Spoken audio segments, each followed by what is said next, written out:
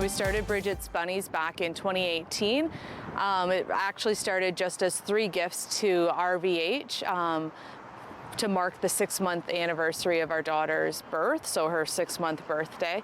We donated 3 comfort kits. Our daughter Bridget was born still in November of 2017, unexpectedly at the end of the pregnancy.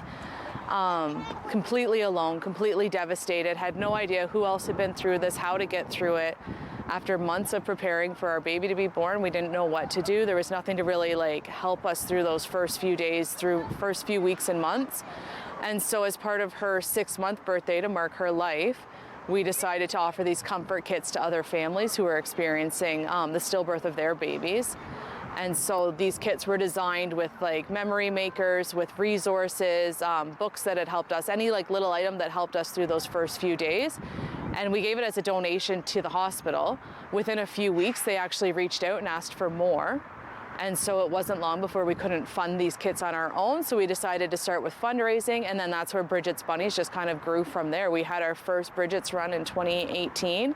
We had well over 300 people attend. We made around $30,000. It far exceeded our expectations. The community that built up around us immediately was amazing, and we've since been able to grow the organization to serve hospitals throughout Simcoe, Muskoka. We serve people throughout Ontario who are experiencing pregnancy and infant loss, and we just keep kind of growing from there. About 4 years ago, I'd say now, I found out about Bridget's Run, and that's what I had heard about first. I'd just gotten back into running, and I'd also just experienced 2 miscarriages back to back. And so I felt at that time that Bridget's Run was going to be something for me to be able to help on my healing journey and be a part of the community of others who were running and just sharing space and love for their lost ones. But everything's so wet. We don't have any formal training, but as parents who have been through it ourselves, we've managed to build up a community. It almost feels like a family, especially with Bridget's Run. Whenever we meet, it feels like a family reunion. You get to know people, you get to understand what they're going through.